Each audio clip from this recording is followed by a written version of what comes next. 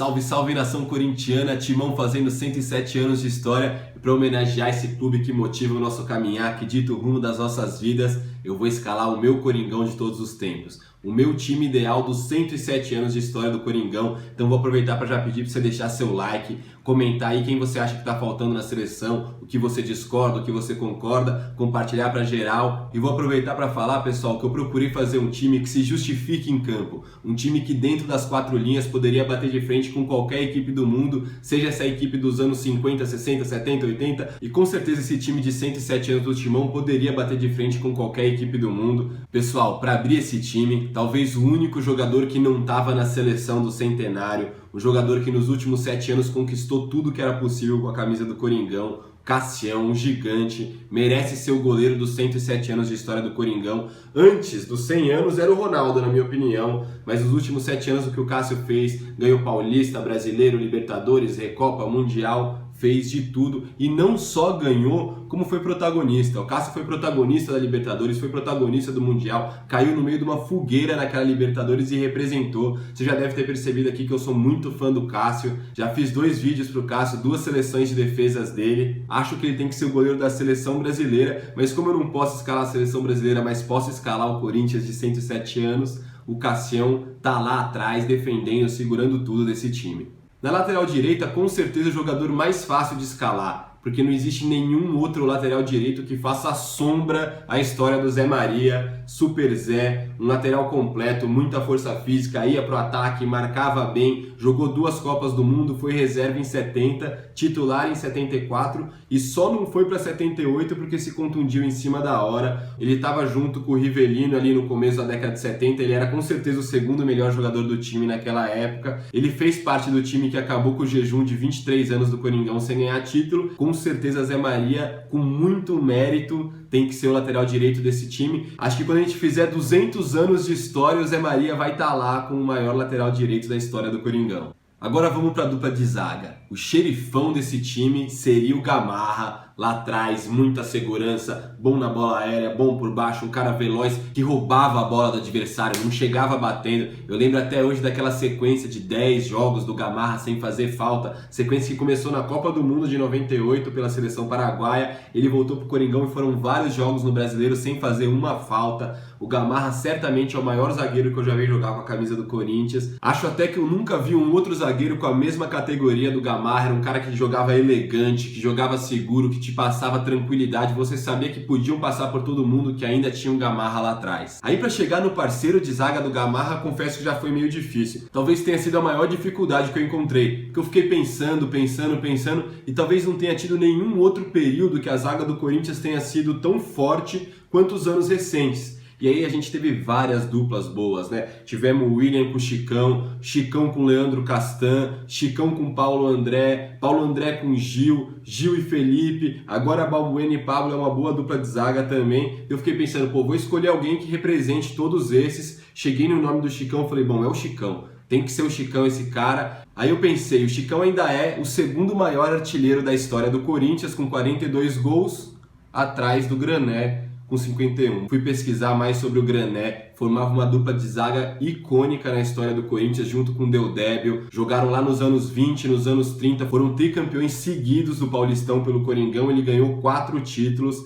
Grané, conhecido como Canhão 420, porque tinha um petardo no pé, fez nada mais, nada menos que 52 gols com a camisa do Timão. E até pra gente valorizar a história, pra gente valorizar todos esses nomes que construíram 107 anos de tradição, 107 anos de história do nosso Coringão, pensei, pegar um cara dos anos 20, dos anos 30, certamente uma homenagem a todos esses que começaram a fazer a história do Coringão. Então, Grané é o 4º zagueiro desse time. E o lateral esquerdo, quem vocês acham que é? Sabe que o grande debate da minha geração é quem foi melhor, Silvinho ou Kleber? Eu inclusive vou trazer esse debate um dia aqui pro Louco do Bando, mas certamente quem merece ser o lateral esquerdo desse time do Coringão de todos os tempos é o Vladimir. jogador que mais vestiu a camisa do Coringão. Entrou em campo para honrar o manto alvinegro por 806 vezes, era um lateral bom ofensivamente, fez gol de bicicleta, foi um cara que marcou época na história do Coringão, também pegou a quebra do tabu, também pegou a democracia corintiana, uma cabeça ótima, seria um possível capitão até desse time, marcou época no Coringão e fecha com chave de ouro o nosso sistema defensivo. Pessoal, agora vamos para os volantes. Na hora de formar a dupla de volantes, eu acabei homenageando para mim o que é o maior Corinthians que eu já vi jogar, aquele time campeão brasileiro de 98, 99, campeão do mundo de 2000. Coloquei Rincon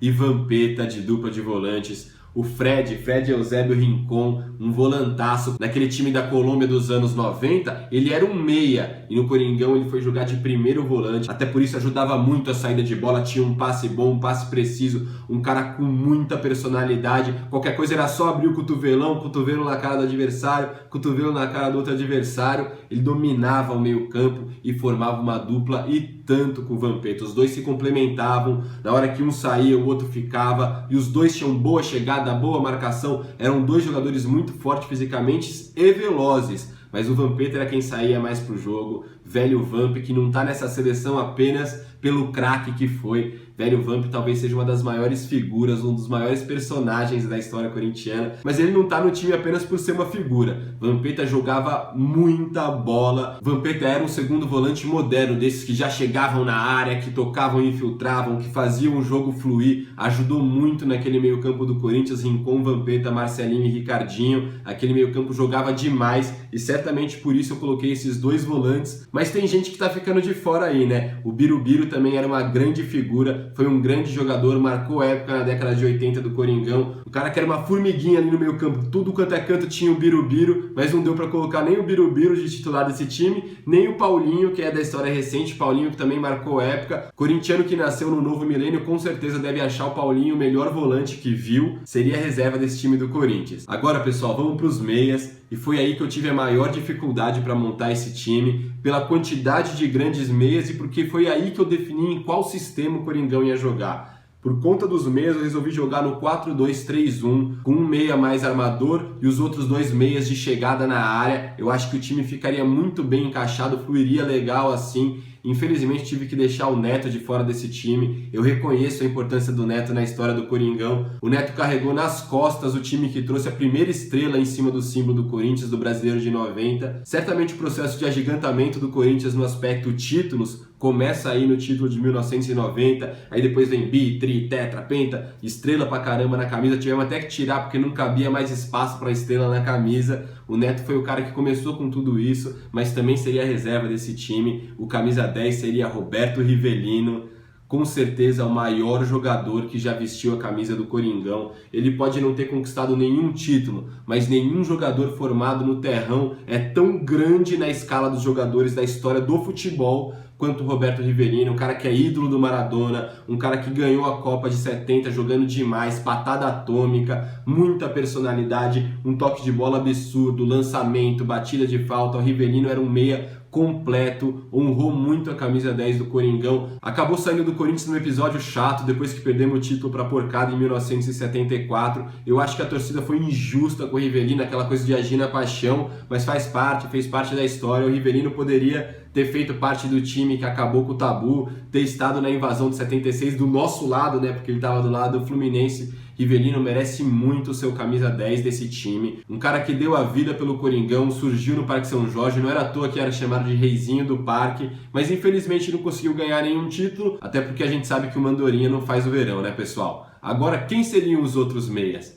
O camisa 7 vocês já sabem muito bem, vocês estão pensando aí, Marcelinho, Marcelinho. Como eu já falei pra vocês, o Marcelinho é meu ídolo no futebol. Fiz aí um top 7 gols importantes do Marcelinho, porque ele era um cara muito decisivo, jogava demais, aparecia na hora do vamos ver, aquele pezinho direito que sabia bater bola colocada, que sabia bater aquele 3 dedos. O Marcelinho foi o maior jogador que eu já vi jogar com a camisa do Coringão, meu ídolo. Imitei muito ele comemorando o gol. Marcelinho, que era um cara que se movimentava muito, muito inteligente, chegava na área, finalizava bem, tinha um cabeceio muito bom e poderia muitas vezes ser um segundo atacante, variando com o Dr. Sócrates. Doutor fecharia esse meio campo. Doutor, saudades, doutor. Saudades das suas entrevistas, saudades dos seus pensamentos, saudades de você, doutor, de como você honrou o manto alvinegro, de como você tinha essa cabeça boa. Sócrates era um cara muito grande, com um pé pequeno, mas muito inteligente, então ele dava os toques de calcanhar, toque de letra. O pessoal achava que era para fazer graça, mas não, era leitura de jogo, era para cortar o caminho, porque o craque sabe os atalhos do campo. Com um toquinho de calcanhar ele já ligava um contra-ataque, já clareava uma jogada, era um cara muito inteligente, dentro e fora de campo. Sócrates foi o líder da democracia corintiana, um movimento que é muito importante todo corintiano conhecer, porque é um movimento que engrandece a nossa história. É muito louco você pensar num time que decidia tudo democraticamente num momento que o país vivia uma ditadura. O time corintiano chegou a entrar em campo com uma faixa ganhar ou perder, mas sempre com democracia. Isso naquela época era uma coisa enorme, não dá nem pra gente mensurar isso. Sócrates, que também foi pros palcos para pedir democracia, para pedir diretas já pro Brasil. Sócrates honrou muito esse manto, essa camisa é um dos maiores ídolos da nossa história. Camisa 8 desse time que eu acabei de montar, mas os mais antigos estão pensando, e o Luizinho Pequeno Polegar?